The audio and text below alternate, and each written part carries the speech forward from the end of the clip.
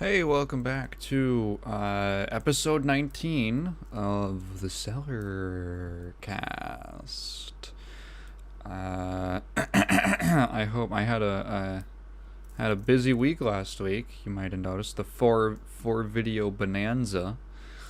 It wasn't an extravaganza. It was just a bonanza. Don't ask me on the differentiation between the two. It's top secret knowledge. Yeah. So It's funny because I finished up all the videos and I didn't feel tired at all. I don't know if that was like because I messed up my sleep or what, but I'm taking a break. So no Cellar episode this week. Gosh, goodness gracious. I just ate, so I'm not. I don't want to burp in every podcast, but it just kind of happens, and I feel like every time I bring it up, it's making, like, it's making it like I don't know if it was ever funny, but I feel like every time I bring it up, it makes it less funny than it was at the beginning. I think we're in the negatives. Like, it's making you smile. It's making you negative laugh. Like, regularly, like an unfunny joke just kind of doesn't make you feel anything, but this is embarrassing. Anyway, happy Halloween. I hope everyone had a fine Halloween. I want to open up with some comment review from the last episode. Now this one comes to us from Lozy, as usual. And it opens up with him laughing about the me. So sometimes when I go like when I burp, I've gotten like kind of what would you say, upset? I don't know. It's good that I burped at the start of the podcast because there were a few times last episode where I burped and I'm just kind of done with the whole process. So when I burp, I just try to force it out as fast as possible. So I go to just force it out of my throat. Anyway, I laughed so hard I had to go to the bathroom. Those noises in my crazy mind crossed me the idea that you merge with yourself from some future or parallel world, or that they transfer thoughts to you and you assimilate them all at once. Haha. I don't know what that means, and I don't know if you do either. Anyway, I like the chemistry between you, talking about me and my .gif file. Kat from who was so gracious as to guest star last episode. Despite the technical problems caused by the light bringer. A light bringer. Yeah, the light the light bringer struck my house with lightning. He caused the storm. Yeah, it knocked out my power. How did you meet? Favorite games? We just met on Tinder. That was it. Yeah, she just some bitch I met on Tinder for a hookup. It's funny because she's listening to this right now. She's probably gonna text me about it when she hears it. Nah, yeah, we just met online and oh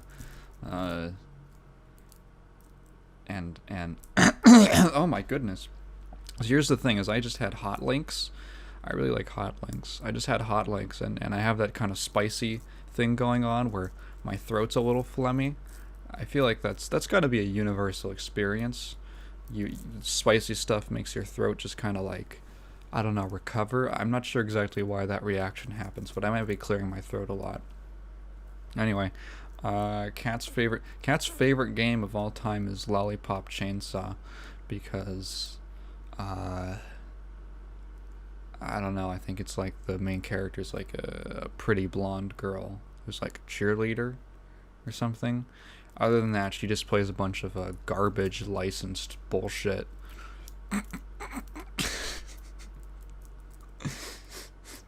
Cat just loves trash. She's kind of like a little raccoon. She just sort of like just devours up like garbage. She's gonna be upset when she hears this. Anyway.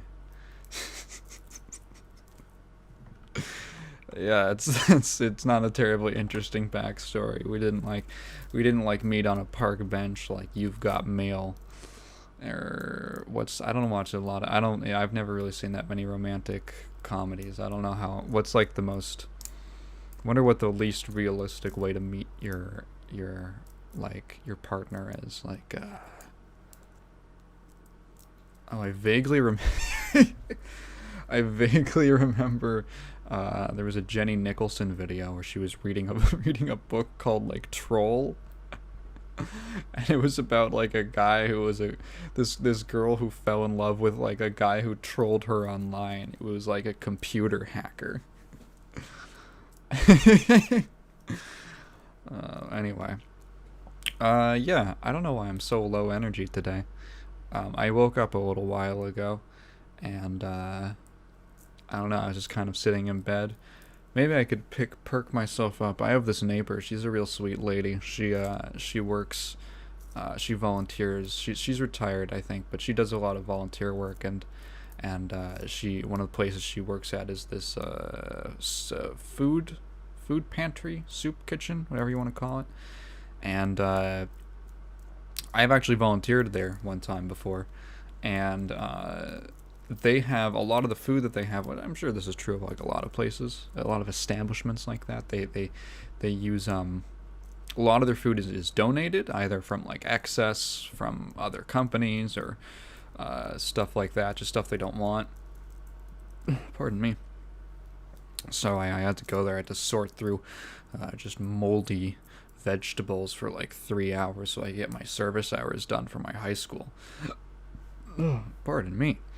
Anyway, so she works there, and she will sometimes just bring us like leftover sweets. She and my grandma are friends, so they come over, and then she comes over to chat, and then she'll bring like cookies or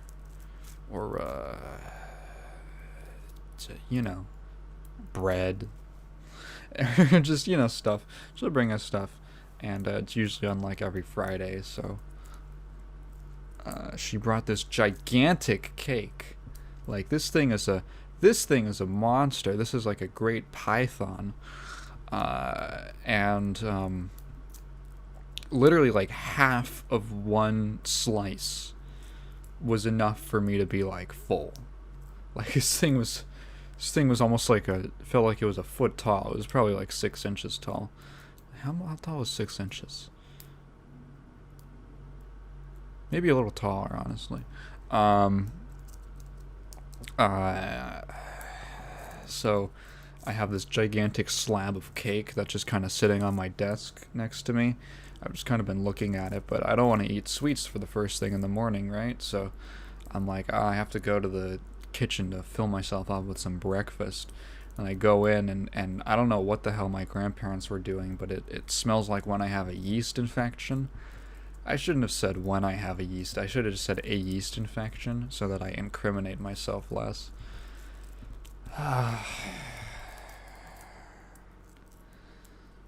Anyway, we're gonna move on. That was the comment review.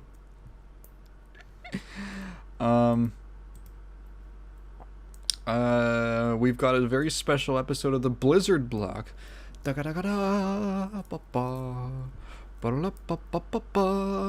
the little flair for the little intro for the Blizzard block. We've got 2 news stories. This one blew me away. This is dire straits we're in right now. When it comes to us from gamesindustry.biz, courtesy of Danielle Parti. Maybe Partis, I don't know. Bobby Kotick asks for minimum salary as Activision addresses toxic culture. Okay, so let's get into this. So Bobby Kotick, what was his previous salary? Too much. He's like one of the most overpaid. I think he's like, I actually checked. He was the 16th most overpaid CEO in America in 2020. So, Activision CEO Bobby Kotick has asked the company's board of directors to reduce his salary and compensation to the lowest possible amount under California law until substantial changes are made to improve the firm's workplace culture. Now, let's get, so the specific number, I don't know what he was at before. I wish that this article included it. But now his current pay is $62,500. He also said that he won't be awarded any compensation or bonuses on top of this basic salary until the board has determined that we have achieved the transformational gender-related goals and other commitments. This is so extreme.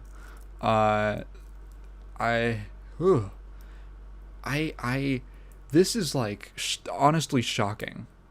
Let's see, in April this year, Kotick voluntarily took a 50% pay cut, reducing his base salary to $875,000. He took a 50% pay cut. Let's do some quick maths. 875,000 times 2. Oh, 1.75 million. Yeesh. Ooh. And now he's down to 62,500, which is how would you do the math on that? 62,500 divided by 1,750,000. 0.035%. Or I guess that would be, yeah, that would be 0.035% or something. You move it 0.03%. He took a huge pay cut. And now here's the thing. Here's why this is shocking. If you don't know anything about Bobby Kotick, Bobby Kotick is he's kind of like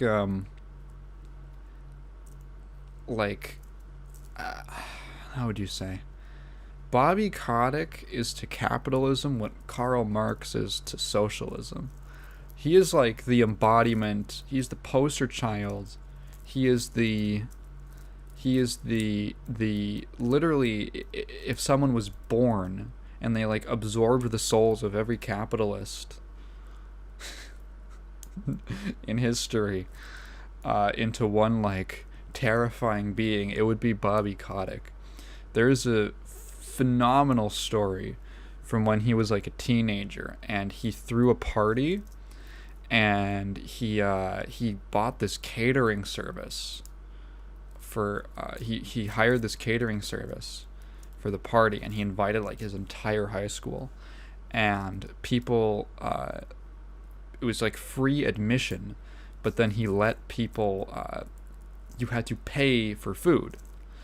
And he had cut a deal with the catering business that he got a percentage. I don't know if it was all of it because he already like paid them, but he at least got money from the concessions, some or all of it. And he literally made back more. He profited off of that. He paid. He threw a party.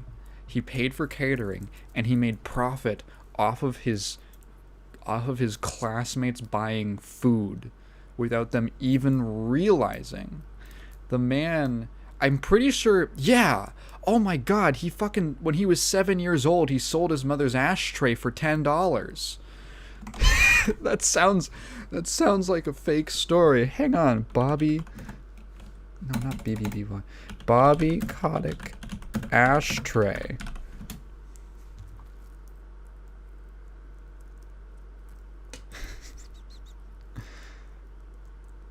Bobby Kotick's mother dates his compulsive capitalism to toddlerhood when young Bobby sold her ashtray to a friend who had come over for a play date. He netted $3. When he was 5 years old, he sold his mother's ashtray for $3. Like, you something, some things are taught, right? There's this thing about, like, no one's born racist, right? Like racism, sexism, these things are taught. These things are not born into. Bobby Kotick was born a capitalist. This man was born to make money. He was made to make moolah. He is like fucking crazy. So to see him go from a $1.75 million salary to $62,500, holy cannoli. Things must be getting bad. He must be feeling the pressure from the board of executives, or the board of directors, pardon me. He requested, he is trying to... Oh, that one came out like... That burp came out like with the phlegm. So I couldn't just like roar it out. Anyway, he asked it for investors, so he's trying to like suckle up to the to the only people who could control his salary. Holy crap.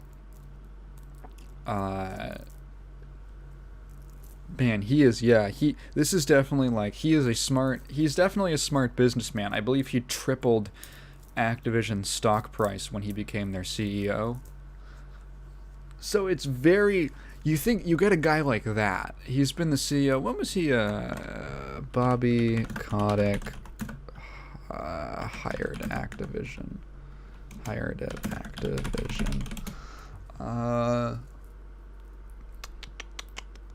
Kotick engineered the Activision Blizzard merger, but when was he hired?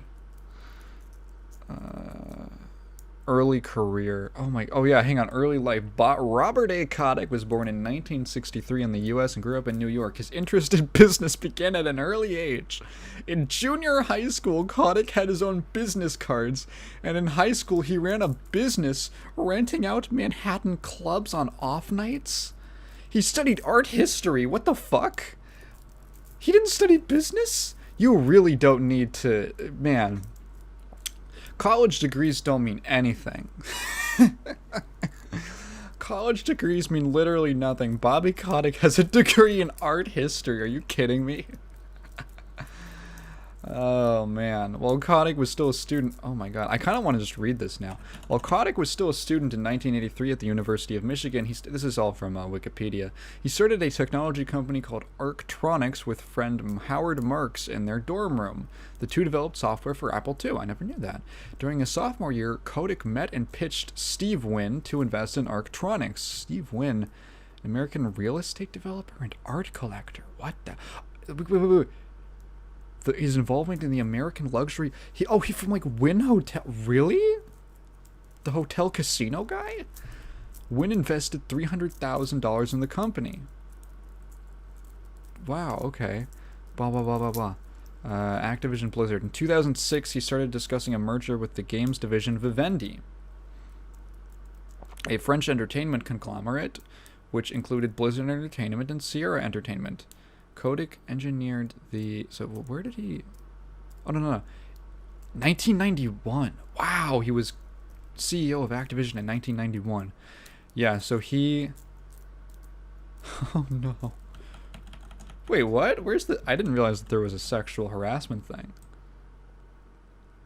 Oh, yeah! I forgot about this. So the sexual harassment thing, this includes the Blizzard thing.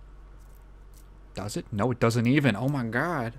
Okay, so Bobby Kotick... Right, so Bobby Kotick and this other guy who was the head, Andrew Gordon, head of Goldman Sachs Investment Banking Division in Los Angeles, they created a business called Cove Management specifically to manage a private jet that they both owned.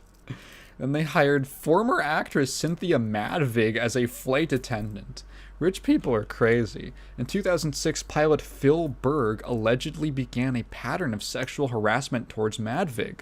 She reported this to Gordon, who ignored her complaints. Shortly after she reported this harassment, Kotick fired her. filed for sexual harassment, wrongful termination, failure to prevent sexual harassment, and retaliation against her for reporting sexual harassment. They all denied. This time they were represented, blah, blah, blah. That's crazy. Cynthia Madvig. Cynthia Madvig. Maybe I'm just not a... Oh, was she in Jurassic Park? Who was she in Jurassic Park? Is she the lady? Jurassic Park as a stand-in. Okay. Okay, so she was like kind of a minor actress. She was on one episode of Star Trek. Well, she's an improv comic. What the heck? So she got she was in Weird Science. Okay. Anyway, so yeah, she got sexually harassed by the fucking pilot, and Bobby Kotick was like, "No, you didn't," and then fired her. Oh, holy cannoli. Kotick is a non-executive director for the Coca-Cola Company and a board member at the Center for Early Education at the Los Angeles the Los Angeles County Museum of Art. What? As a board member for the Tony Hawk Foundation? What the heck?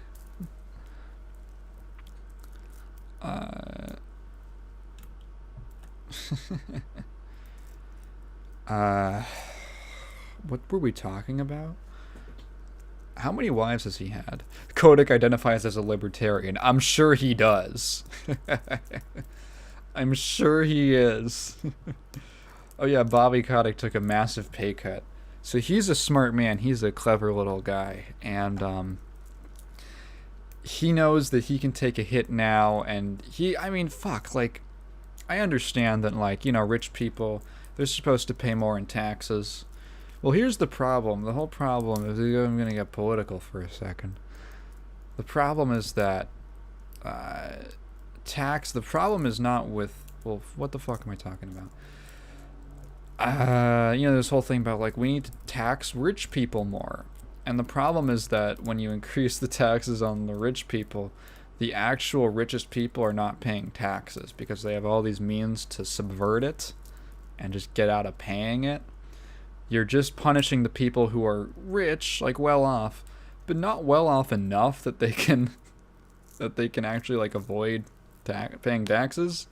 So really, you're not targeting the people that, like, you're not, like, when you increase taxes on the upper tax bracket, you're not hurting Elon Musk, right? You're not hurting Bobby Kotick. You're hurting, like, I don't know, a very wealthy dentist. Like, yeah, all right, whatever. You can make whatever argument for how much he should be paying, but you're kind of, like, missing the mark. It's about the, like, Bobby Kotick probably doesn't pay taxes, or he probably skirts a lot of that. So he's definitely got, like, I'm sure he's got stuff he's got to pay for, you know, business expenses and all that. Unless maybe he's just like that plane and he just makes companies so he can write off all his shit. You know, I'm sure he's got a bunch of money saved up is what I'm trying to say. Taking a pay cut to have like 0.03% of your previous salary. Is that how that math works? No, wait, don't you multiply it by 2? Or no, don't you move the times 100? 3%, 3.5%, not 0.03%. I'm in like the 50 percentile of US math students, by the way. I'm pretty sure that, like, he'll be fine. He knows that he's going to be fine for a few years. And he could probably go for like 10 years making that much money and be perfectly fine. It's really funny when you see how, like, for instance, when Nintendo, they were going through a rough patch in the early 2010s after with the Wii U because they screwed it up so badly. They screwed up the way they handled that so badly. They were not making a lot of money. And like all the top dogs, like Iwata took a 50% pay cut. I think more. He might have taken like 60%, I think. And then like Sakurai and Miyamoto, they took like, and like Reggie, they all took like 30 to 40% pay cuts. And the funny thing is like, wow, you can when you're like a CEO of a big company, you can make substantially less money with no severe impact on your lifestyle. Isn't that crazy? You can just do that. But no, we gotta lay off 800 people and then give me and myself a $35 million bonus at the end of the year.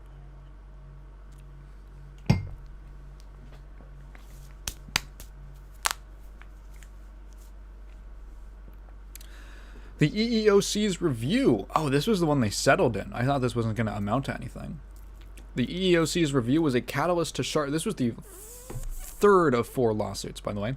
Was a catalyst to sharpen Activision's focus on the ways it can become a company others emulate as a model for workplace excellence and one with an unwavering commitment to its values. It also committed to increasing the percentage of women and non-binary people working at the company by 50%. Oh, I'm sure that's going to fix the problem. As well as investing $250 million into accelerating opportunities for diverse talent over the next 5 years. Yeah, okay, so he's just doing the PR thing. I think I mentioned it before, but there's been a couple of studies on this. Don't ask me to cite them, because I can't off the top of my head. But increasing diversity in the workplace, on other things like sensitivity training and all that, has literally like zero impact on how much harassment actually occurs in the workplace, how much sexism occurs in the workplace. No impact at all, actually. Or if it is, it's incredibly negligible, because the people who are the types of people who will do that will not care if you sit them in front of a PSA about why you shouldn't grope women. Like, if you're at the point where you're doing that, you're way too far gone. Like, you're trying to treat them like children and be like, hey, don't do that. Like, that's something you should tell, like, your child, right? Like, that's something my dad told me. Like, well, you didn't even have to tell me. That's the thing. It's like, my father never had to tell me to not, like, grope women. You just kind of, like, know. He just kind of taught me to be, like, respectful to people, and you just kind of know, If you were at the point where you even have to tell a child that you shouldn't grope other kids, I don't know, man. Like, you're not even gonna get. Are you even gonna get through? You're not gonna get through to an adult. Is all I'm saying. And increased diversity matters nothing because, it doesn't do anything. Like, what the increased diversity? Oh, great! It's more women to grope. It's just more surface area for the cube crawl, right? Like, it's it doesn't do anything. And also, I mean, if you look at the fucking who is that lady?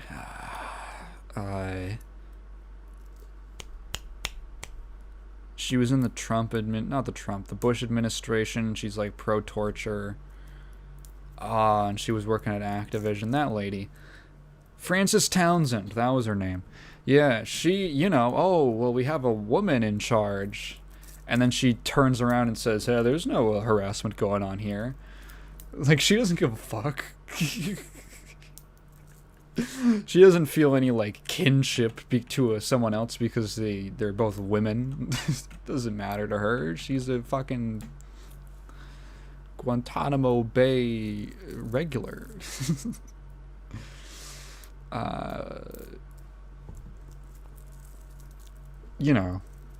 This stuff is just PR. It's just lip service. I can't even find the energy to be upset about it. It does. I hate this kind of lip service BS about how you're going to be better, and it's just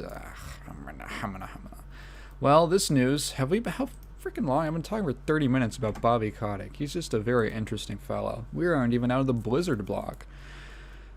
This comes with the news that BlizzCon has been canceled. Yut-oh. So they released a thing that said, so the title of this news post is called Reimagining BlizzCon.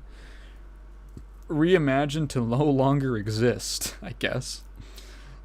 To the Blizzard community. This came out a couple days ago.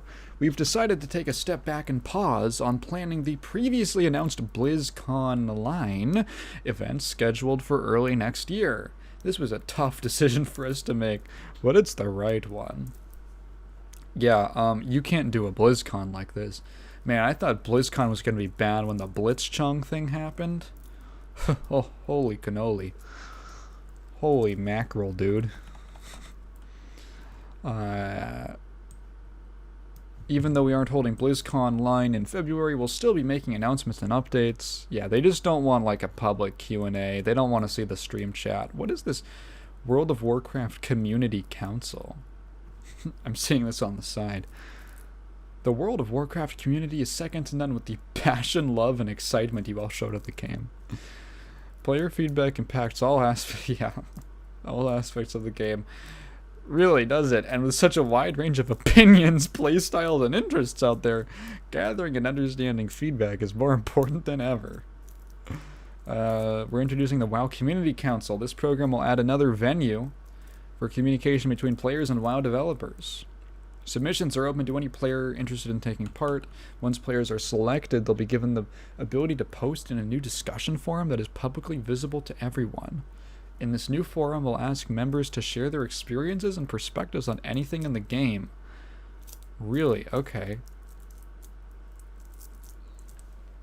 So I guess it's like they're like special privileges on the WoW forums. Okay. This is very odd. I guess it's to be like a more direct thing. I wonder if this is just gonna be like they're just gonna open this up and like never do anything with it. Let's see. I think that ends the Blizzard block for today. I wanted to mention next thing. Sony has formed. So Sony, this is pretty interesting. Some news came out recently that Sony's going to be porting some of their exclusive first-party titles to the PC, and I thought that was really interesting. God of War is coming. I think Spider-Man. I don't know, but God of War 2018 is coming, and probably some other stuff. And I thought that was really fascinating. We have this kind of supplemental story. So Sony has formed the PlayStation PC label for its PC games push. This one comes from Video Games Chronicle, courtesy of Andy Robinson. So they basically started a new label called PlayStation PC that is pretty self-explanatory, specifically for its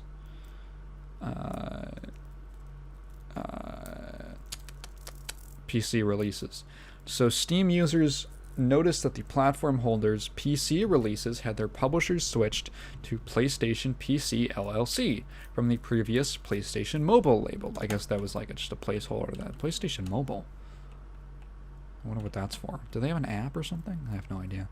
According to the corporation wiki listing, Sony Interactive Entertainment registered the PlayStation PC name in April this year. Huh, was that when they... That seems it seems like a while ago. Huh. Did anyone notice that? Huh. Uncharted 4, Uncharted Lost Legacy make the jump to PC in 2022, shortly after God of War. Okay. Oh, shortly after they arrived for PS5, and God of War was announced as an upcoming PC port this month. Sackboy Big Adventure might be coming to PC. So this is really interesting. Oh yeah, and Horizon was coming. I find this really fascinating because, well, there's a quote right here. To give a little more background. I was going to say why it was interesting, of like why they're moving to PC. Well, asked why SIE is now embracing PC, whereas before it was hesitant to bring its games to the platform, Jim Ryan said, I think a few things changed. We find ourselves now in early 2021 with our development studios and the games that they make in better shape than they've ever been before. particularly from the latter half of the PS4 cycle, our studios made some wonderful, great games. There's an opportunity to expose those great games to a wider audience and recognize the economics of game development, which are not always straightforward. The cost of making games goes up with each cycle as the caliber of the IP has improved. Also, our ease of making it available to non-console gamers has grown, so it's a fairly straightforward decision for us to make.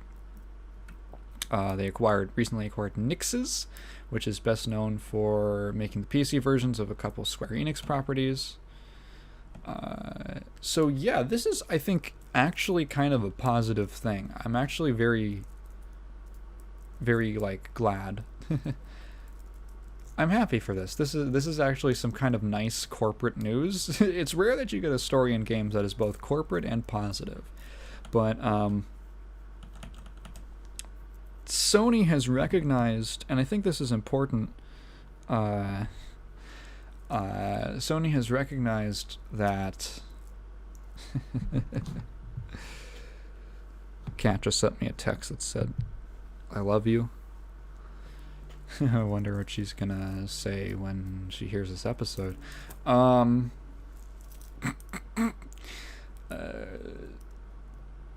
For a really long time, PC and console has been... They're really separate things. They have different cultures. They have different, associated genres, even. I mean, it took a while. It took a couple years for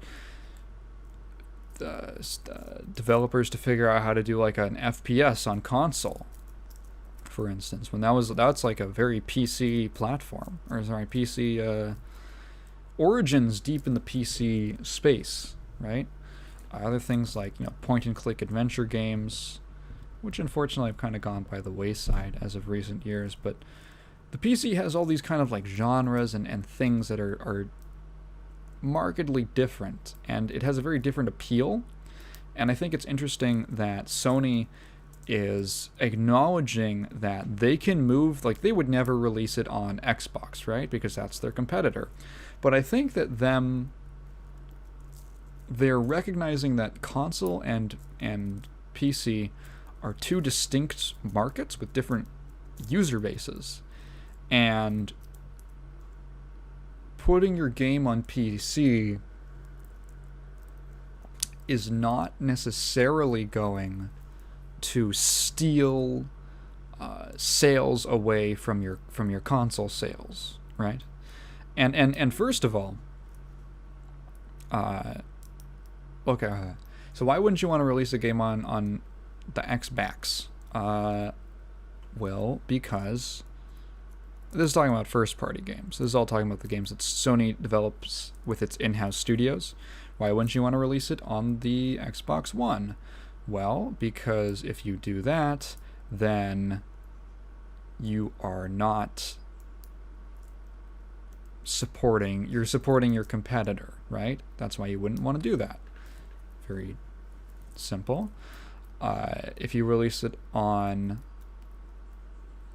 the PlayStation, you are supporting yourself.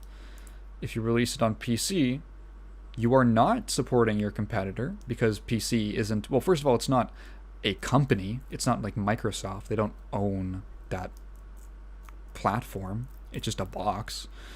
Just a box that you own full of a bunch of parts from different companies. So it's like neutral in that sense. And I don't know how many people are aware of this, but console manufacturers, Sony, Microsoft, Nintendo, they don't make any profit off of console sales. They actually sell... Consoles are a loss-leading industry, where what they actually do is they make money off of the games. So they sell the consoles at a loss. It costs more to produce them than you buy them for. Which, like, imagine how much a console costs. Yes, they're losing money off of that. And you actually make more money from the sales of your games, because they make commission off of every game sale. So if you can just, so actually, putting it on another platform that doesn't hurt your brand, like PC, is actually just expanding your market, and you're just making more commission, basically. You're making more percentage of that profit. I think this is really good in it from like, it's always nice when like business and the business interest and the consumer interest lines up, because Sony's looking at this as, oh, we can move our stuff to the Steam and it's not going to hurt our console sales, because a lot of people own a PC and a console, maybe not a gaming PC, but it's not exclusive. Like, I feel like it's rarer for people to own an Xbox and a PS4 than it is for someone to own a PS4 and a PC, or an Xbox and a PC. And we're going to just increase, it's literally only a good thing. We're just going to increase our market share. Because Microsoft's been doing a similar thing. I think Microsoft has it worse because they're Microsoft and they make PCs. They don't make PCs, but they make, Windows. And I think they're just kind of confused on like, well, should we keep doing consoles, or I don't know, like they might be, I have no idea what's going on at Microsoft. I'm sure it's very like, they're the underdogs right now, so I'm pretty sure it's very like very improvised. I wouldn't be surprised if they're just kind of like getting weird and experimental with stuff like Games Pass and all that.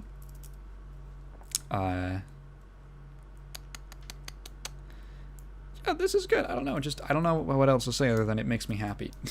And it's going to be, I am personally not interested. I am personally not interested in what the heck? Like Uncharted, God of War, even like Sackboy. I'm not really interested in these games. Horizon. It's not my type of thing. Sony's brand of first-party games tends to be like, I don't know. They make the video game equivalent of the blockbusters, I guess you'd say. Not Sackboy.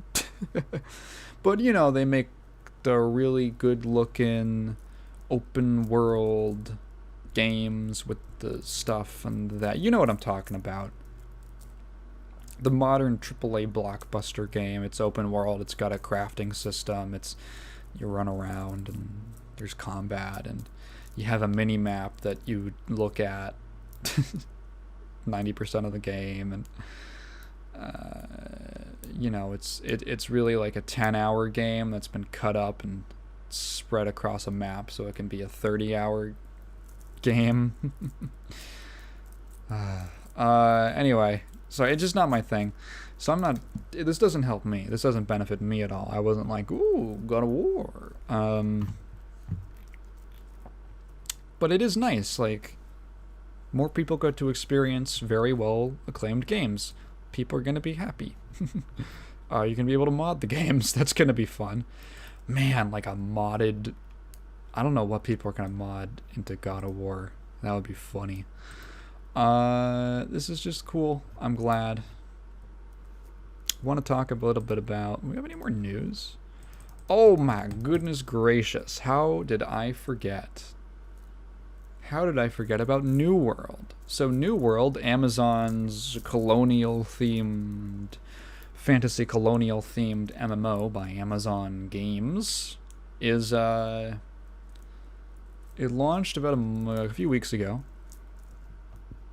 and it is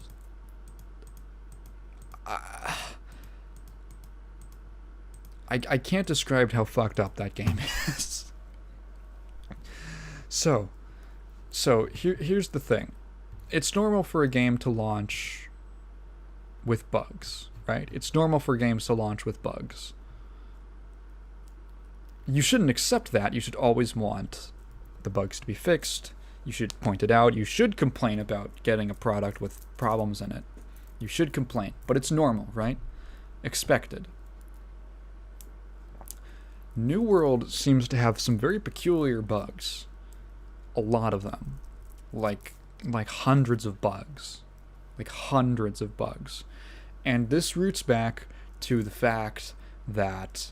So I heard this. There's a YouTuber, his name is Josh Strife Hayes. He does a lot of... his channel centered around MMOs and such. He's really cool. He does a lot of videos about just trying out a bunch of different MMOs and stuff. Very funny, very entertaining guy. And he's been doing some New World videos recently. He's been put out like 4 in 2 days just talking about the bugs. And he said New World is client-side authoritative. And I went, hang on. Now, I'm no programmer, right? I've tried programming. I kind of bounced off of it. But I do know some terminology, right? And when I heard client-side authoritative, I thought, that doesn't mean what I think it means, right? That's not what I think it means. And then I found out what it meant, and I was like, it's exactly what I thought it means. It's exactly what I think it means. That is insane. I can't believe. So let me explain. New World is what is called... There's been a forum post in response to this from the devs. It is not entirely... The game is not entirely client-side authoritative. It is partially client-side and partially server-side. Let me explain what this means. So when you are playing a game like New World and you are connected to a server, you are constantly making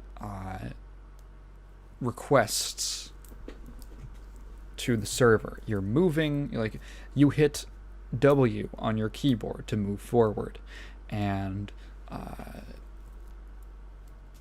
the server, you basically send, like, I am holding W for this many frames, and you send that, in most games, you send that to the server, and the server says, okay, you the client, communicate with the server, and the server does some calculations and says, okay, you're holding the W key down for 20 frames. You are going to move forward in that direction. It does the calculations how far you should be moving forward based off of how long you are holding the W key, right? This happens for literally everything you do. You attack an enemy, you send a thing, oh, my hitbox connected. The server says, okay, I'm going to do some calculations. It did this much. And it sends it back to your computer, and you see the damage numbers pop up. You see the health go down. You see the animation. You hear the sound effect. All this stuff happens. That is called server-side authoritative, because the server verifies what you've done, and it does the calculations, then it sends the results back to you. You are just seeing what the server says is happening. The server controls reality, so to speak. You make requests and the server controls reality. Client-side authoritative means that your computer is doing the calculations. You are hitting forward and you send the thing to the server, and then the server sends it back to you, and your computer says, it does all the calculations to see how many you're holding for 20 frames. I'm going to move you forward this much. This is a cataclysmic oversight. I was reading, again, I am not a software engineer, but I was reading lots and lots of comments from people who were software engineers, who were web developers, who, are into this stuff, who do this stuff, and they are all smacking their foreheads with not even understanding how it got to the point where that was released. How you got to the point where you started doing that. This is like something that you get taught in like your first year. How you started doing this. Someone came over They said, yeah, that looks good. And then it got all the way. They've been developing this game for years. And it came all this way. And then it made it to launch. Absolutely, like, baffling. And again, not everything. So if I look up New World Client-Side Authority, I might be able to find the post. So this one comes from PC Gamer. New World is not client authoritative. Okay, let's find the post. There was a recent bug in New World that drove some speculation over how our simulation works. The bug was addressed quickly, but both the speculation and the bug deserve some clarity. New World is not client authoritative. From a simulation standpoint, New World is entirely server-based. At a high level, the model is this. Clients dispatch controller inputs to the server, so you send an input to the server. And the server then checks that input for limits that might invalidate it. Then, if accepted, it uses it as an input to a character. Actor is our internal name, within server memory. Let me reread that one more time. Checks that input for limits that might invalidate it, so it checks if your input was okay.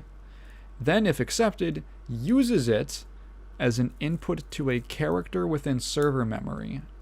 Physics and game rules are then run, entirely server-side, and the outcome is sent back to the original client. Client will then draw the outcome determined by the server. Draw just means render, show. So that is server-side, right? So take the example of a player swinging. That's how server-side authentication works.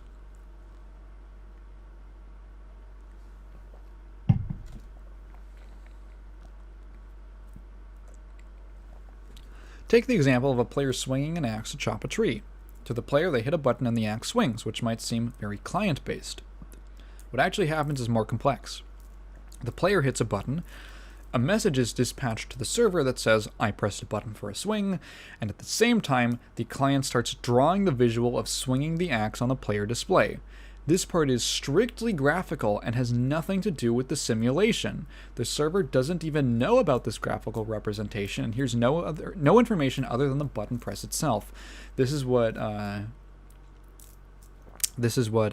of similar to client-side prediction, if you're familiar with that in PC games, where you do an input, for instance, you move, and if there's a lag spike, you will move on your screen before you move to other players, because the other players are only seeing what the server is telling them is going on, and the server doesn't know because there was a lag spike. But on your end, you don't have jerky movement because your game just simulates what it would be like if you moved in that direction. You aren't actually stopped. And then assuming that you have a stable connection and that the lag spike is... assuming that everyone else has a stable connection and all that to the server, the spike should be short enough that it's barely even noticeable when it happens. It's similar to rollback in fighting games. So when the input reaches the server, it is checked to see if it is possible. Then the server begins animating an entirely server-side version of the skeleton for the character with a swing. This is not an approximation or a bounding volume version of the skeleton. It's actually fully detailed, being fully animated, so we can have precision that if the axe just barely grazes the tree, that is consistent between server and what client perceives as possible. If the result of this entirely server-based animation is the axe intersects a tree, then that result is sent back, and that client to the client, that result is then sent back to the client, or a miss is sent back. It's important to note that only after the server has performed the animation, and that results in the axe intersecting a tree, is this considered a success. We don't shortcut or roughly compute this, we do full physics detail for all such actions. Upon receiving the outcome either hit or miss, the client will adjust its visual display to match what the server has determined. There are some client tricks we use here to stretch the animation while the client is waiting for the server answer, but the outcome is always based only on the server answer. This same pattern applies in combat and other physics simulation interactions. So basically what they're saying is You do an input, and on your side, the game shows you what it should look like, right? It shows you the animation, but it doesn't mean it's actually happening. It's just what you're seeing. And then as soon as that you do the input, at the same time, basically, the server is simulating what should happen on its own end. And if it says, oh yeah, in our, you know, the animation for you can take 3 seconds, the server can do it in a millisecond. So they say, okay, in our simulation, the swing went through. So on your end, yep, you got a swing. That is how you see what happened, and that's how the game world is literally affected. So the tree is actually cut down. Other players will see the tree getting cut down. Other players will see the health bar go down on the enemy. Because the server does the calculation in a instant, sends it back, says yes. And both things match up. So there was a bug. So there was a bug. Let me explain one of the funniest bugs. So you can do a combat roll in the game, right?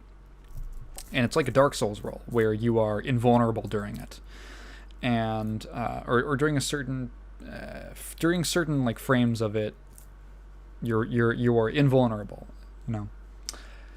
And if you play the game in windowed mode, and then basically free your mouse and wiggle, if you click on the window and then wiggle it around, the game basically stops. The game freezes, and you will be, in the game world, you will be invulnerable for the entire duration until you let go and the animation's done. You will basically freeze. As soon as you would do this little wiggle trick where you would just move the window around, the game would basically think that you did not exist. And because it couldn't send the results to your client, I believe so. So that was the theory, at least. Maybe reading this post will enlighten things a little more. The idea was that your client could not accept requests, or it couldn't accept anything from the server. Therefore, you were basically frozen in place in this invulnerable state, because when you go into it, your like character state is changed to invulnerable for this many frames. And then if you basically pause yourself during that and wiggle around, you are basically just going to be locked, frozen, invulnerable to anything. And there was even bugs where like you could jump off a cliff and then do the wiggle trick, and then you would just be falling in slow motion, which was very strange. We did have a bug in which, given certain circumstances, we were waiting server-side on input from a client before processing through to outcomes. Combined with an intentional weapon effect that allows for brief invulnerability, this created a situation where I think it's like it might be like only some weapons you can do a roll with. This created a situation where players could reach an invulnerable state and prolong it by making the client unresponsive, even though the client has no say in damage. Both damage the player creates and damage taken by the player are computed server-side based on the results of physics simulation plus game rules. So their simulation thing. This was a particularly bad bug given our server-based simulation, and we apologize for that. We corrected the bug in code the same day we learned about it, then tested to make sure nothing unintended came out of those changes, and published the fix immediately after that. There are also obvious bugs that we are addressing in terms of rate limiting and controlling action so the fight remains a playable frame rate, however at no time, blah blah blah. However, at no time are the clients making decisions or freezing characters in place. If a character is frozen, it's because the client is behind on drawing, but the server simulation continues. So so you had this roll invulnerability glitch, right? We were waiting server-side on input from a client before processing. So from what I understand, if I'm reading this correctly, when you do a roll, I'm guessing this is how it works. When you do a roll, it says, okay, the server gets your thing that you did a roll. You're in your invulnerability frames. But it might work like an invisible effect is applied to you, like invulnerability, or well, your state is changed to invulnerability, and then at the end of the animation, or I guess the end of the simulation. Well, it's weird because you'd think that if they did the simulation, it would just end after a certain period of time. After, it would simulate, well, you're going to roll for this long, so you're only going to be invulnerable for this long. But I guess that's not how it worked. I guess it waited until maybe it was coded like there was a specific point where you come out of the roll, and that's when it checks for you being not invulnerable anymore, or that's when it makes you not invulnerable. So very weird oversight, because it, I don't know, it might have just been the way that the roll was coded.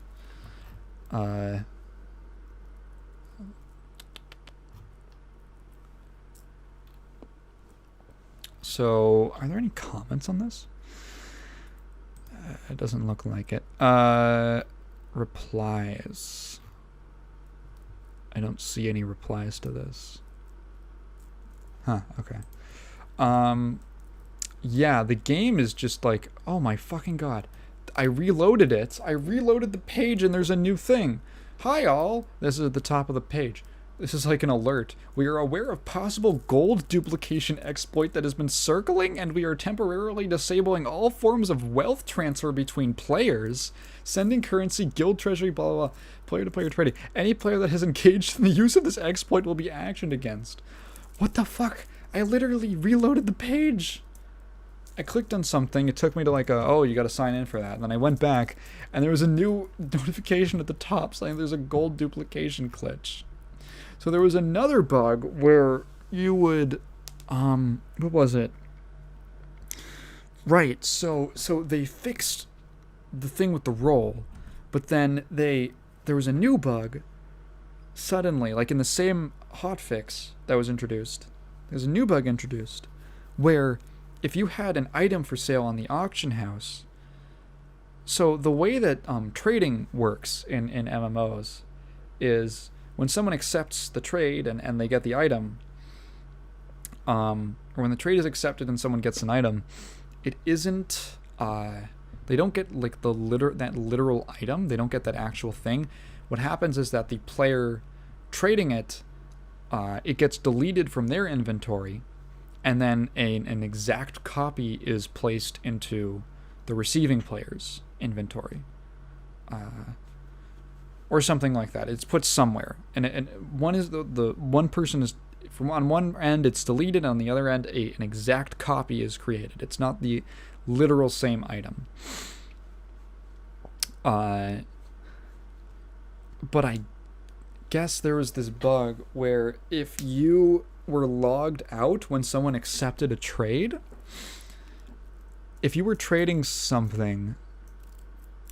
Say you're trading, one item. You're trading a knife for an axe. You want an axe, and someone accepts your offer, and they get your knife.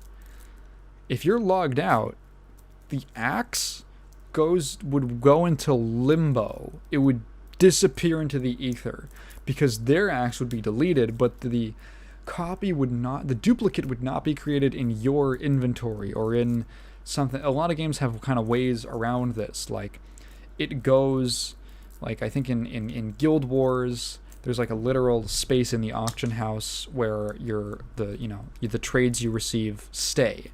In WoW, you have a mailbox where items that you trade, items you get from trades go. In FF14, you have these like servants you can get called retainers, and they do other stuff, but one of the things they do is they hold the items that you gain from trades. There's like ways around this, and in New World it just went into a black hole. I believe, I don't know, I think this is like the second gold duplication bug, because there was another one where you could let me look up like New World gold duplication, gold dupe glitch. Yeah, let's see. Yep, there's one from like 2 weeks ago.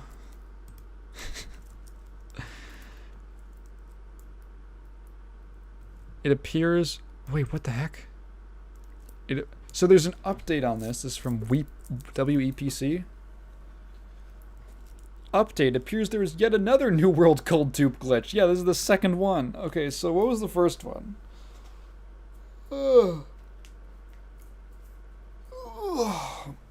Okay, so... Right, so they had a character transfer feature. So you could go from one server to... So they had this dumb thing where your starting position in the game was like randomized or something. And you couldn't change servers at the start, and it was like... Ugh. So they let players transfer characters from one server to another. Which is like, you know, you and your friend get a new game. Oh, god damn it, we started on different servers. Fuck. I guess we can't play together. Oops. Or you gotta make a new character on a different one. Some players are experiencing... Okay. While the character transfer is working well, it appears that there are some unintended mishaps with the features. Some players are experiencing a rollback on their characters, causing them to lose the progress they make since transferring servers. That sucks. Because of this, there is a New World Gold exploit running wild. Okay, so the New World Gold exploit is entirely caused by the transfer server feature.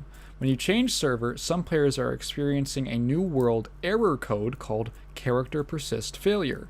If you get this error code, it means that your character cannot progress and consistently gets rolled back to the point they joined their new home or their new server. If a player gets this error, their character will automatically revert to the time they joined the server whenever they log off. What this means is any character progression is immediately... Oh, so whenever you log off, you would immediately get reverted to the point where you... all your progress would get deleted. That... Ooh. Oh, man. Ooh, boy. That's terrible. That's like an A-class bug. I think that's like literally what it would be in QA testing. What this means is that any character progression is immediately negated, making it unplayable for those affected. However, you can still play. So...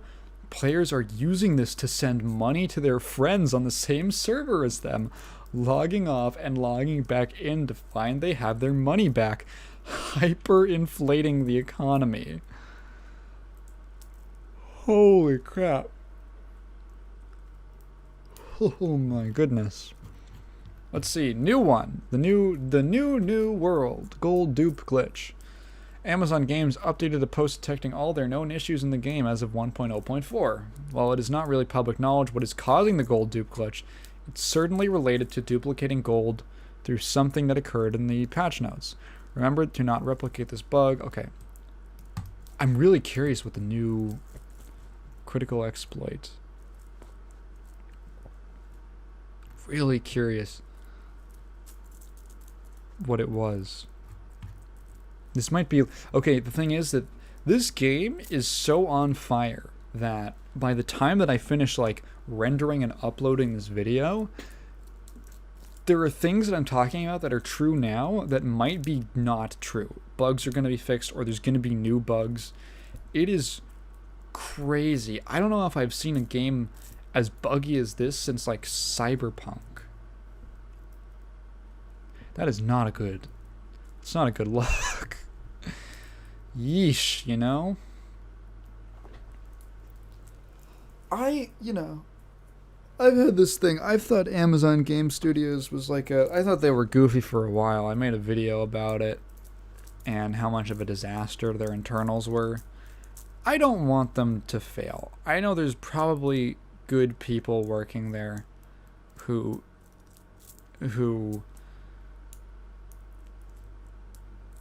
need to, they care, right? There's people who definitely care. Even if Mike Frazzini sucks and he's a total doofus, there's people there who care and they want to make a good game and they deserve to make a good game. And, players deserve to get a new game. I never want a game to be bad. I never hope that a game fails. Right? Unless it's like hatred. Right? I never want a game to be bad. I never want a game to be any of these things. I'm not like vindictive. Just because I goof on the developer or the publisher, right?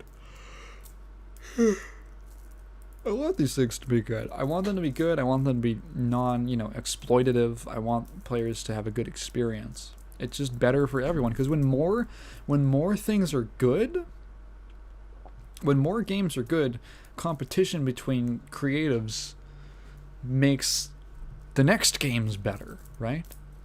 Like how many times have you seen series kind of like dueling, right? I think a great example of this is Tekken and Virtua Fighter. So like Tekken and Virtua Fighter were the big names in like 3D fighters for like 10 years. And they would kind of go back and forth on like features and mechanics and stuff, where like they actually there was people from Sega would go over, and vice versa. They would go over to Bandai Namco, and Bandai Namco would go over to Sega, and they would literally discuss what their ideas were and their different philosophies on making a fighting game. And that led to the games getting so good that the only reason Virtua Fighter kind of died was just because Tekken was like marketed better. It was easier to market, right? Just because it was like flashier and all that. But even though Virtua Fighter 5, dude, people love that game. People are like, Virtua Fighter 5 is so good. So good.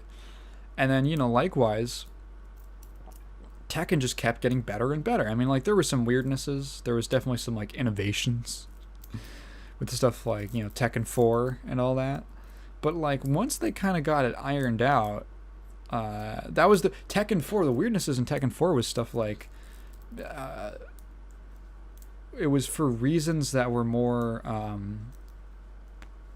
because they were experimenting, because they introduced stuff like terrain and like different like heights on in stages and walls and like all this stuff, and it just so happened that they messed up and it led to stuff like infinites and like weird stuff. And then when they got to 5, they improved that.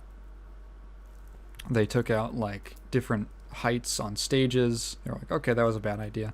They introduced like wall breaks and like stage transitions, and all this stuff. And that was because they were competing with Virtua Fighter. They had to make the game better. They had to, these things that were not well received or were very like divisive, they were like, okay, we have to change it because there's a threat. And then unfortunately, when Virtua Fighter kind of like fell off, a lot of Tekken players will tell you that Tekken's basically been the same game since Tekken 5. There's some changes here and there, but for the most part, Tekken's been basically the same game since 5. Just, new engine, new characters, new stage, all the regular new stuff that you would expect. But in terms of gameplay, it's like not a lot of major innovations. And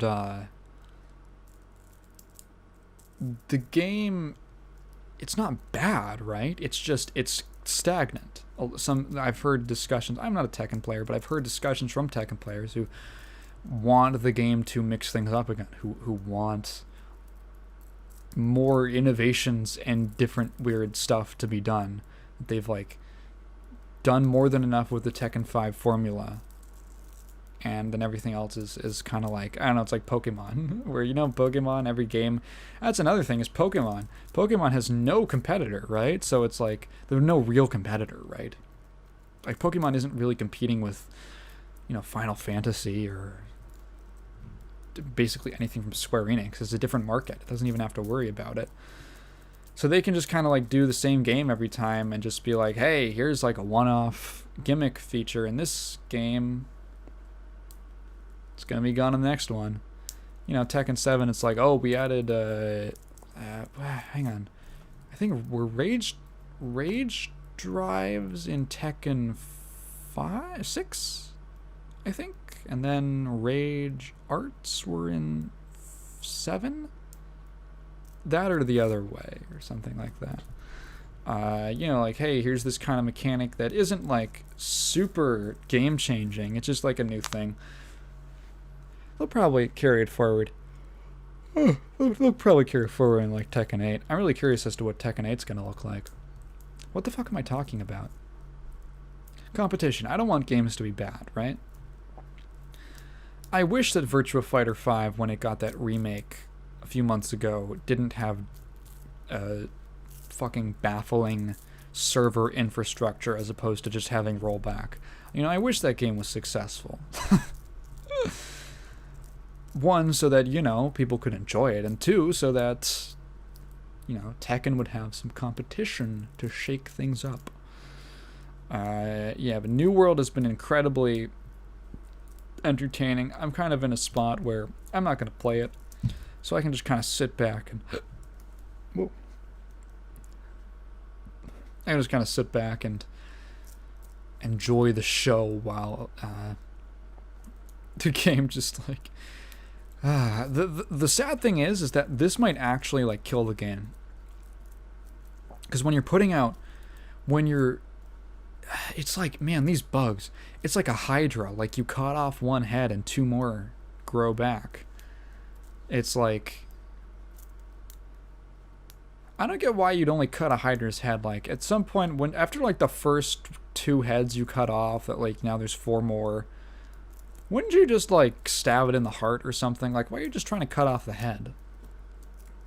Anyway, maybe that's a very apt explanation because...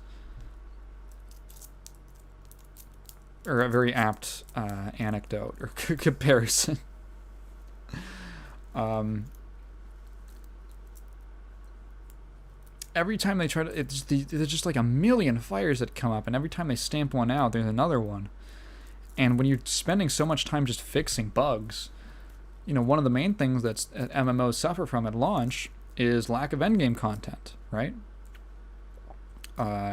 Compare it to games that have been out for years, like FF14, like WoW. Well, maybe not WoW right now, but, you know, these games that... Elder Scrolls Online, Guild Wars 2, EVE Online, all these games that have been out for years. The youngest is... when did Guild Wars... Guild Wars... What is this, a fish? Guild Wars 2. When did that come out? 2012. So, okay, so the youngest are, you know, even the youngest among those is like Guild Wars 2 and FF14. You know, Realm Reborn was around like 2011, 2012. And you look at that, and that's been like 7 years. Those games have 7 years of content. A New World, it's like they gotta get started on making stuff for you to do once you hit max level. And if you're spending all this time just fixing bugs, it's like, oh, geez, is it... is the game gonna be okay? Like, are people just gonna fizzle out? Because whether or not you're affected by it, you're gonna get to a certain point and there's gonna be nothing to do, and the content's just gonna be too slow to roll out. You know? Gosh, I you know, as much as I dislike Amazon as a company, and I think Mike Frazzini is a silly goose, I hope that it gets resolved. Just so they could see a lick of success. Okay, that's all the news that I really cared about. I want to talk about a couple games. I mentioned on the podcast a few episodes ago a prequel spin-off to Dusk from 2018. It's called Dusk 82. So Dusk, the original, one of my favorite games. It is one of the best first-person shooters that has been released in years. It's probably one of the best games of 2018. It's phenomenal. It takes after a lot after Blood. Was there an update? Oh, there was an update on the 29th, huh? Yeah, it just launched on Switch. It's on a bunch of platforms. Yeah. It's like $20 on Steam. It's an amazing game. Great soundtrack, great style, just phenomenal combat.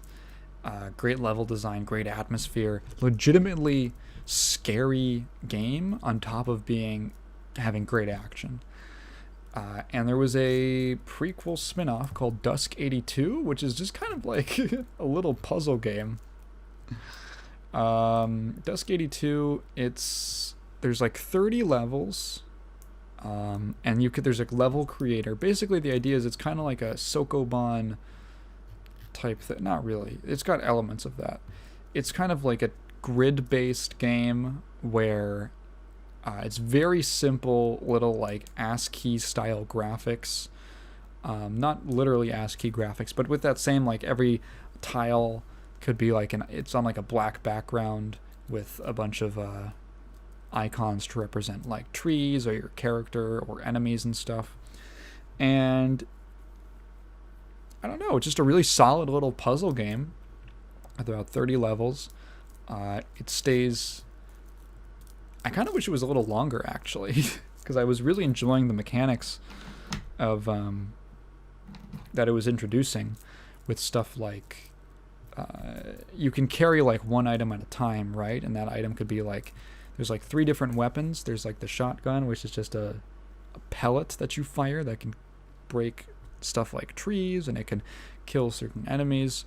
There's the what's it called in Dusk? It's not the rocket launcher, but it's like the explosive weapon, the rivets, the rivet gun.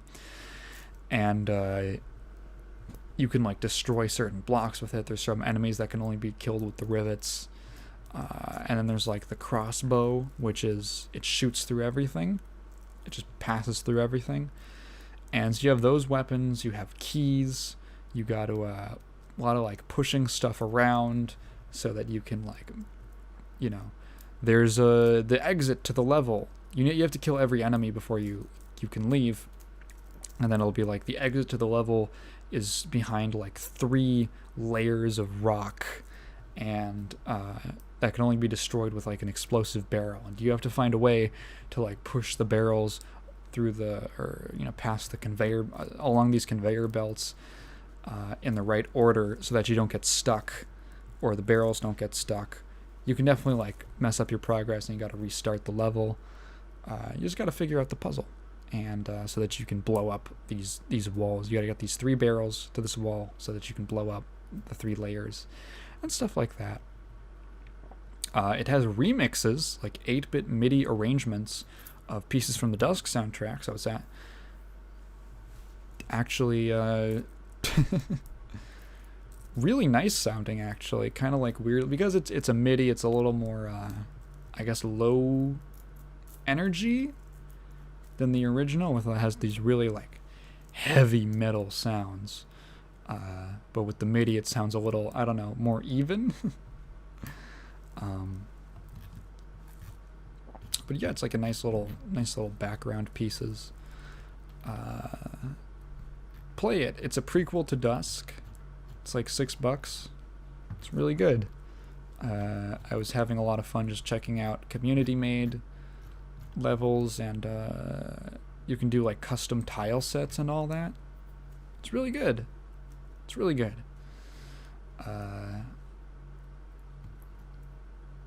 What else I want to talk about? Oh, Ash's Afterglow. So this is another game that I mentioned on the podcast a little while ago. Ash's 2063, which was a total conversion mod for Doom. One of the best mods that I've ever played. It's basically, if I had to summarize it, it is like, this is probably the exact same way I described it on the podcast last time, but it's basically like if Fallout was just a really good first-person shooter as opposed to an RPG.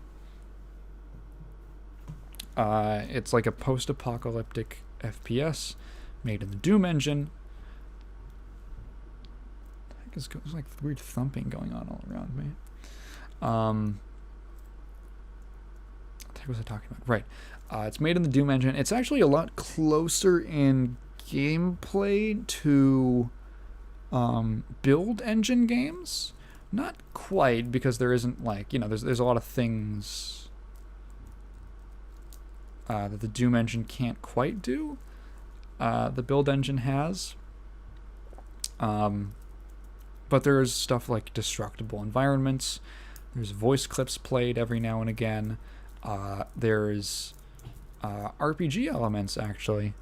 Not really RPG elements. Similar to an RPG. So if actually there was a game called, was it called Strife? Strife. Doom.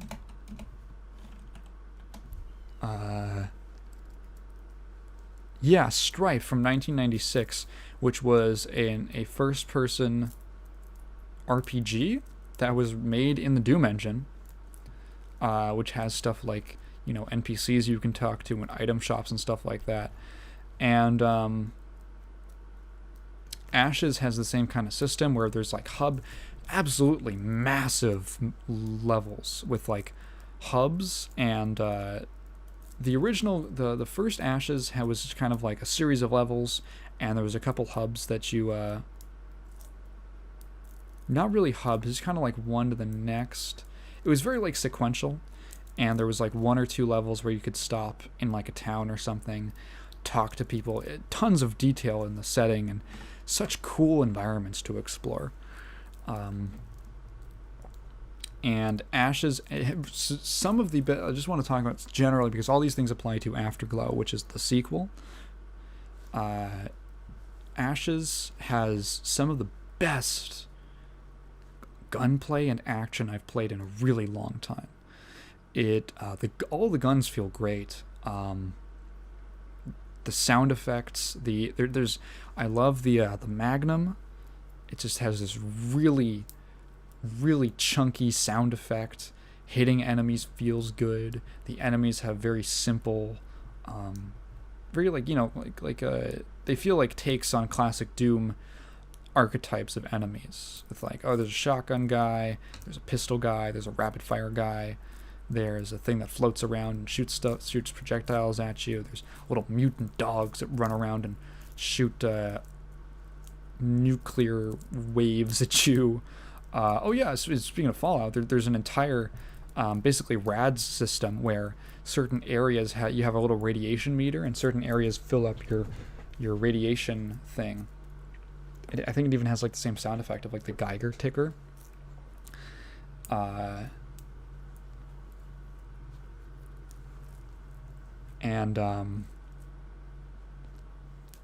Geez, there's so much to go over. The guns feel great, the sound design is great, the music is really good.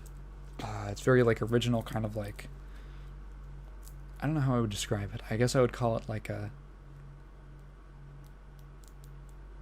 it feels like it would be in a post-apocalypse. You know, like kind of twangy, a little like electronic element to it. What else? The general atmosphere is really good. It uses darkness a lot. You have a lantern that you can light up, or that you can hold up with some of your weapons for like dual wield. You don't really wield a lantern, but I feel like I'm doing a bad job at selling the game. It's really good. I never thought that I would enjoy a reloading mechanic in a game. Obviously in like classic shooters, you never reload anything except for like a couple specific weapons. You know, there's a pistol in Duke 3D, and what else? The shotguns in Doom, but that's just how they work. That's just how shotguns work. Ashes has reloading in it, and it creates so much tension in fights because of the limited number of shots you have before you have to reload. And it's a game where you can like definitely take a lot of damage and be overwhelmed very quickly. And having to like use cover and keep track of how much ammo you have. It can get really gritty. It can get really down to the wire. Because it's also not afraid to just open a door and throw like 20 enemies at you. And you're like, oh fuck. Oh Jesus. That happens a lot. It's happened several times already. The environments are just fantastic in Afterglow. So some changes that Afterglow makes. Number one, there is now, instead of just kind of being a series of levels, it actually works on like a hub. So you go through like 1 or 2 levels at the beginning, and then you get to a hub area called the Undercity, and the Undercity is basically a survivor refuge camp that is in the subway of this city, and it's as cool as it sounds. And there's just like all this, there's like barricades set up, you got to talk to the guards. You go in, there's like a guy who's working on your bike. There's like shops that you can buy ammo and supplies at. You can upgrade your guns. You can you collect scrap metal, and that's used as like currency. You can there's like characters you can talk to get information about different areas, and then you kind of leave the Undercity and you go through all these branching pathways through the subway, and it leads you to different areas. There's like the flooded district that is this big like mall kind of like commercial area that was just hit with a bunch of flooding, and so there's water, and you have to like, there's puzzles where you have to raise and lower the water level to get to certain areas. What other places? Oh, there was one. There's like a really dingy like factory area. It's really good. It's really good, and you kind of like go back and forth between these different maps to progress. You kind of always come back to the Undercity. It's so cool. There's like side quests you can take. You have like a journal that keep track of like the different quests and objectives you have. You have a map with it too, and there's like secrets everywhere. It's like so good, and it's such a good concept. I don't know how to describe it. It feels like someone had a great idea and they did it. It's kind of like I'm generally not too interested in like post-apocalyptic games or games with that setting, but this capitalizes on it. It uses that setting so well that it's like, wow, this is super cool. It's like so dingy and scrappy, and there's so much flavor to all the environments. One of the coolest things I think about, one of the reasons it reminds me a lot more of like a build engine game, is that in the build engine, I might have mentioned this before, but one of the things that was great about build engine games is that they could take, the engine was flexible enough that they could make environments that resembled real world places, but like just kind of morphed enough to be these like backdrops for a first person shooter. So this game really captures, or this mod, it's a game basically, really captures that kind of appeal of like, you're in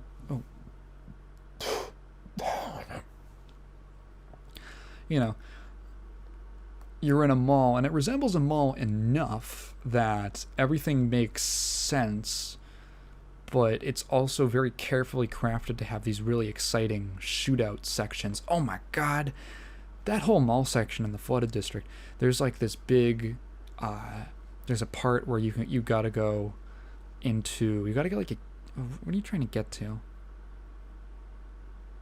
I forget. You're trying to get through this mall, and you need to go into, there's a laser tag area, and there's a lot of like kind of backtracking. It's not really, it's kind of backtracking, you'd call it, but it's kind of almost Metroid-y in the way that you pass by something that's inaccessible and then you come back later with the means to access it, if that makes sense. So like you're going through this mall, and there's like a laser tag section that you can't enter. It's like the door is closed off, it's shuttered, and then later like you like restore the power, or like you get a thing to open the door, and then you go in, and there's this, you walk into the laser tag arena, and like the lights turn off, and it just turns, everything starts kind of like this faint glowing, you know, like, you know, if you've been in a laser tag thing, it's like that. And then at the back, there's all these like it's kind of very maze-like with all these like corridors and walls and stuff. And then at the back, there's these doors that are on a timer, and then after like 10 seconds they raise, and just a huge flood of like mutant dogs and like mutant guys come out, and it just like this turns into this huge battle where you're just like always running around. Oh fuck, it's a dead end, and you're like turning around and like having to kill these just waves and waves of enemies, like in this like dark, low visibility environment where everything's like glowing. It's so cool. There's so many good set pieces. That's one of the main things that really gives these kinds of like environments a lot of their flavor, is the set pieces, because it's like, okay, yeah, you can be set in like you can be set in this place, right? What do I think of? Death Wish for Blood, which you should also play. There's that level in a carnival, and that has there's like a big set piece in like every single level of that game or that mod. Same thing, honestly. But I distinctly remember specifically, like, you know, you're in the carnival and there's a part where you're on like a riverboat ride, and as you're riding, enemies are like popping out from the sides, and you're like ducking behind like the seats of the car and all that, or the river boat. And then there's a bit where you're going through a haunted house, and you come to like it's kind of like the ballroom of a mansion, where it's got this like whole blue glow to it, and then boom, there's a bunch of enemies that just spawn in, and there's like this big fight in it, like the in this ballroom, and like statues and stuff come to life, and all that. And it's like really taking like, okay, what's a neat area for our game for this level to take place in? Like, okay, now that we have that, what is like a really cool set piece that we could do set in that area? And it makes it just so memorable. And like stuff like that sticks out in my mind so much.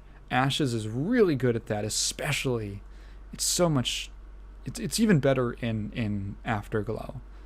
2063, which is the original, or the first game, first episode sort of the mod.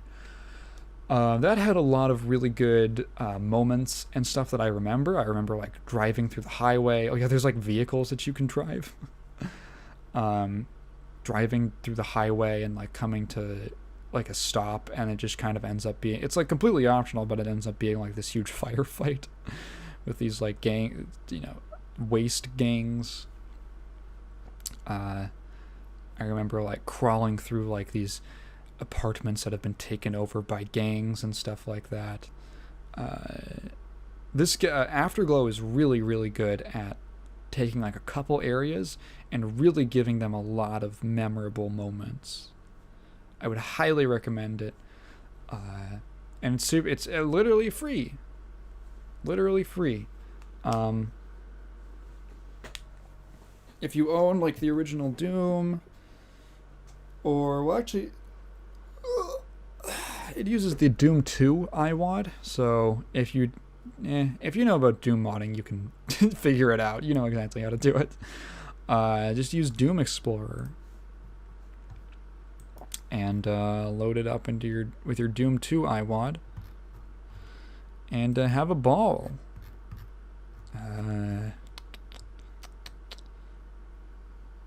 Yeah, this was I don't have anything to talk about left.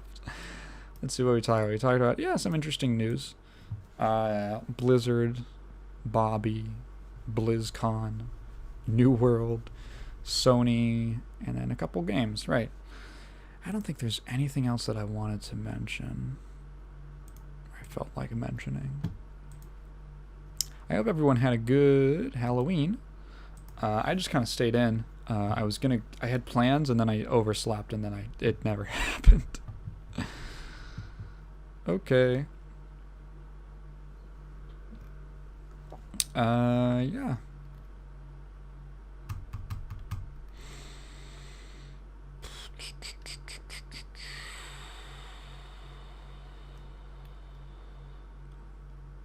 Yeah, my brain is tired.